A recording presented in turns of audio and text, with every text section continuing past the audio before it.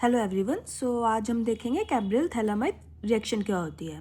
Okay, सो कैब्रियल phthalimide reaction में क्या होता है, हम लोग जो है प्राइमरी अमाइन की फॉर्मेशन करते हैं। कैब्रियल थैलामाइड रिएक्शन में जो है हम प्राइमरी अमाइन की फॉर्मेशन करते हैं और रिएजेंट क्या रहता है, रिएजेंट रहता है थैलामाइड। थैलामाइड को हम रिएक्ट करवाते हैं किसी भी बेस के साथ और क्या रहता है, अल्काइल हैलाइड। थैलामाइड की रिएक्शन करवाते हैं बेस और अल्काइल हैलाइड के साथ और किसकी फॉर्मेशन करता है, प्राइमरी अमाइन की।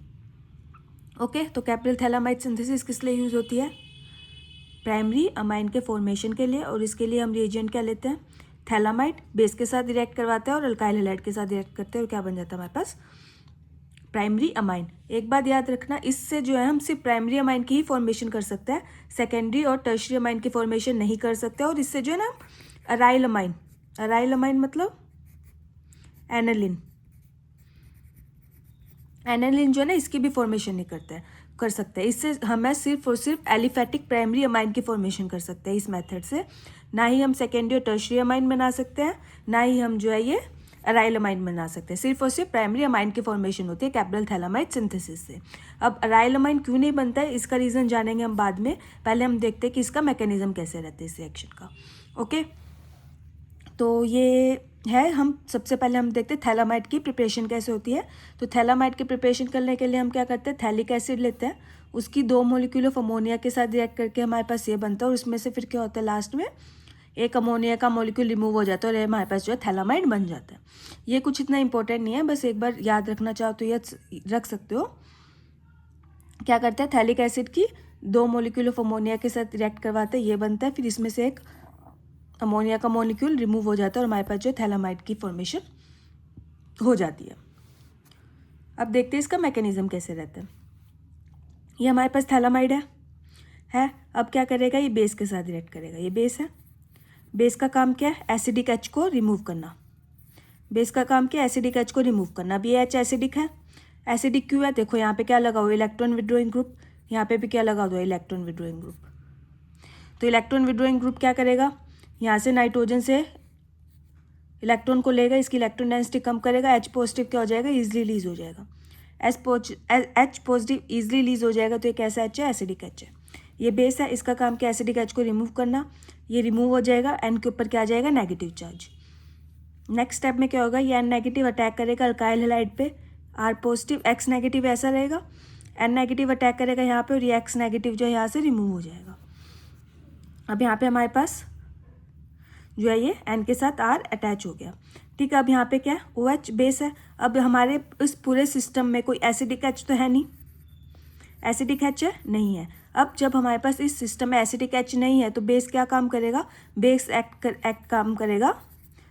बेस क्या एक्ट करेगा, base as a substituent act करेगा, मतलब एज अ न्यूक्लियोफाइल एक्ट करेगा और इसके ऊपर क्या करेगा, कार्बन के ऊपर अटैक करेगा।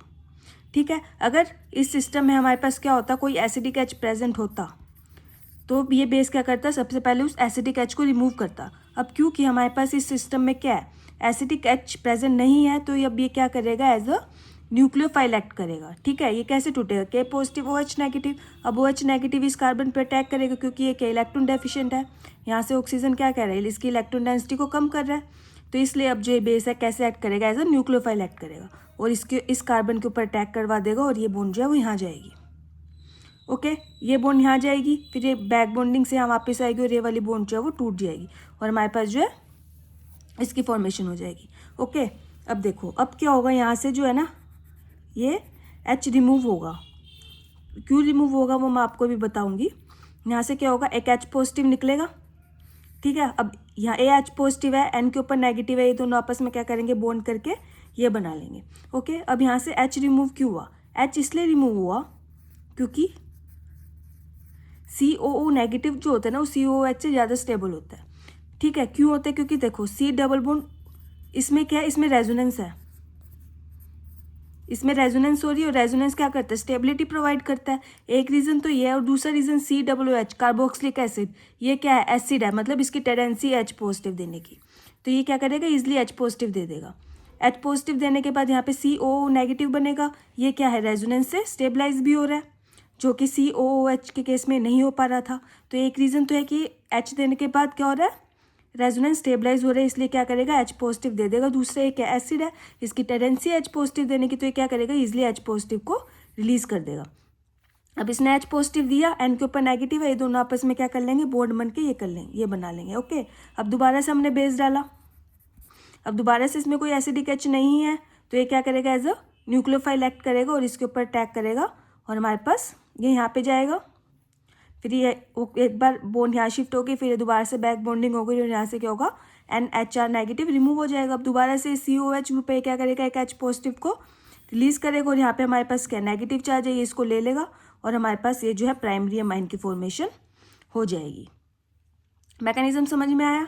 कुछ नहीं है, सबसे पहले थैलामाइड लेते हैं, उसको बेस के साथ रिएक्ट करवाते हैं, ये एक एसिडिक H को रिमूव कर लेता है, फिर N के ऊपर नेगेटिव आता है, ये इसके ऊपर अल्काइल हैलाइड पे अटैक करके ये बना लेता है। फिर बेस डालते हैं, अब क्योंकि सिस्टम में कोई भी एसिडिक H नहीं है तो अब ये एज ए न्यूक्लियोफाइल एक्ट करता है, कार्बन पे अटैक करेगा और यहाँ से ये बॉन्ड टूट जाएगी। ये बॉन्ड टूटने के बाद यहाँ पे क्योंकि कार्बोक्सिलिक एसिड में क्या होगा, CO नेगेटिव, रेजोनेंस स्टेबलाइज है, ज़्यादा स्टेबलाइज और ये क्या एक एसिड है तो H पॉजिटिव देने की इसकी टेंडेंसी रहेगी, ये H पॉजिटिव देगा, N के ऊपर नेगेटिव है, आपस में बॉन्ड करके ये बना लेंगे। सेम स्टेप दोबारा से रिपीट होगा और हमारे पास क्या हो जाएगा, प्राइमरी अमाइन की फॉर्मेशन हो जाएगी। ओके, और इस केस में हमेशा क्या होता है, प्राइमरी अमाइन ही फॉर्म होता है, अराइल अमाइन नहीं बनता है। अब इसका अराइल अमाइन नहीं बनने का रीज़न क्या, ये क्यों नहीं बनता है? इसका रीज़न ये है क्योंकि एलिफेटिक अमाइन में जैसे RX है, ये क्या था,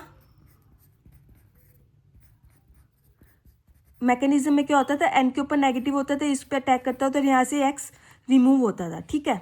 बट अराइल के केस में क्या होगा, अगर हमें ये बनाना है, अमाइन बनाना है, तो हमें अल्काइल हैलाइड कौन सा लेना पड़ेगा, हमें ये अल्काइल हैलाइड लेना पड़ेगा, हमें ये अल्काइल हैलाइड लेना पड़ेगा। अब देखो क्लोरीन के ऊपर क्या है, लोन पेयर ऑफ इलेक्ट्रॉन, अब इसमें क्या लगा रहेगा होगा, देखो हेलोजन जो होता है उसका कौन सा इफेक्ट होता है, उसका होता है +M और -I इफेक्ट। अब एलिफेटिक के केस में क्या हो रहा था, जैसे ये एलिफेटिक लिया हमने, एलिफेटिक अल्काइल हैलाइड लिया है, इसमें देखो क्या हो रहा था, इसमें इसका लग रहा था -I इफेक्ट, +R इफेक्ट इसका नहीं लग रहा था। बट इस केस में देखो इसका क्या लग रहा है, +R+M इफेक्ट लग रहा है। यहाँ से ये क्या कर रहा है, अपने लोन पेयर ऑफ इलेक्ट्रॉन यहाँ दे रहा है, जिसकी वजह से क्या हो जाएगा, यहाँ पे क्या आ जाएगी, डबल बॉन्ड, ठीक है। अब हम अगर इसका मैकेनिज्म देखें ध्यान से, तो मैकेनिज्म में क्या हो रहा था, ये वाली बॉन्ड ब्रेक हो रही थी, अल्काइल हैलाइड और हेलोजन वाली बॉन्ड क्या हो रही थी, ब्रेक हो रही थी।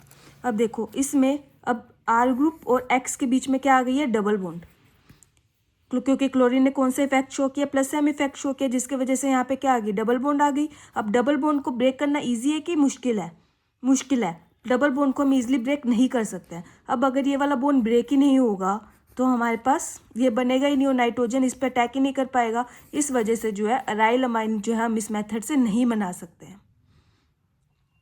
ओके, रीज़न समझ में आया क्यों नहीं बना सकते, इसलिए नहीं बना सकते क्योंकि अगर हमें अराइल अमाइन बनाना है तो हमें क्या लेना पड़ेगा, ये वाला अल्काइल हैलाइड लेना पड़ेगा। अब इसके अंदर ये क्या शो करेगा, +M इफेक्ट, जिससे इसके लोन पेयर यहाँ आएंगे और इसकी वजह से यहाँ पे क्या आ जाएगा, डबल बॉन्ड, और डबल बॉन्ड को तोड़ना क्या है, ईजी नहीं है। और अभी हमने इसके मैकेनिज्म में देखा कि इसमें जो है R और X का बॉन्ड क्या होता है, ब्रेक होता है।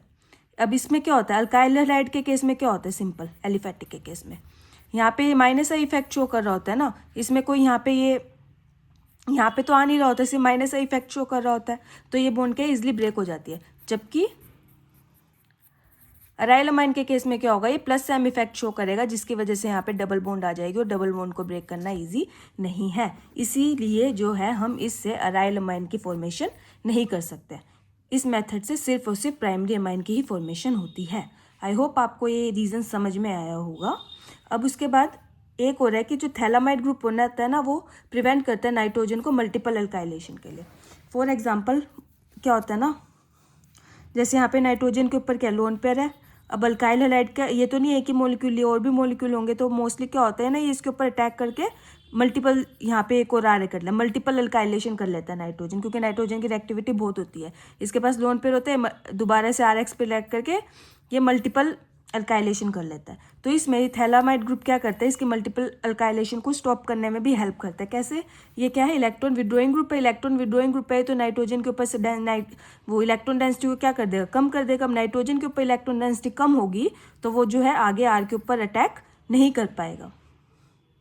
ठीक है। तो थैलामाइड ग्रुप का भी है हमारे पास यहाँ पे एक एडवांटेज रहता है कि वो क्या करता है, नाइट्रोजन के ऊपर इलेक्ट्रॉन डेंसिटी को कम कर देता है, जिसके वजह से वो आगे मल्टीपल अल्काइलेशन नहीं कर पाता है। ऑलराइट, तो ये थी कैब्रल थैलामाइड सिंथेसिस। क्या करते हैं, प्राइमरी अमाइन की फॉर्मेशन करते हैं, रिएजेंट रहता है थैलामाइड, थैलामाइड को रिएक्ट करते हैं बेस के साथ और अल्काइल हैलाइड के साथ, और हमारे पास जो है प्राइमरी अमाइन की फॉर्मेशन हो जाती है। ये आर ग्रुप यही रहता है जो हमने यहाँ पे लिया है। फॉर एग्जाम्पल, अगर हमें मिथाइल अमाइन की फॉर्मेशन करनी है तो यहाँ हमें अल्काइल हैलाइड कौन सा लेना होगा, मिथाइल क्लोराइड। अगर हमें इथाइल अमाइन बनाना है तो हमें अल्काइल हैलाइड कौन सा लेना होगा, इथाइल क्लोराइड। ओके, तो ये ध्यान रखेगा, ठीक है। और सिर्फ प्राइमरी अमाइन ही बना सकते, सेकेंडरी और टर्शियरी अमाइन नहीं बना सकते, अराइल अमाइन भी नहीं बना सकते। रीज़न मैंने भी एक्सप्लेन किया और उसके बाद मैंने इसका मैकेनिज्म भी आपको समझाया। आई होप आपको जो है ये वीडियो समझ में आई होगी। Thank you.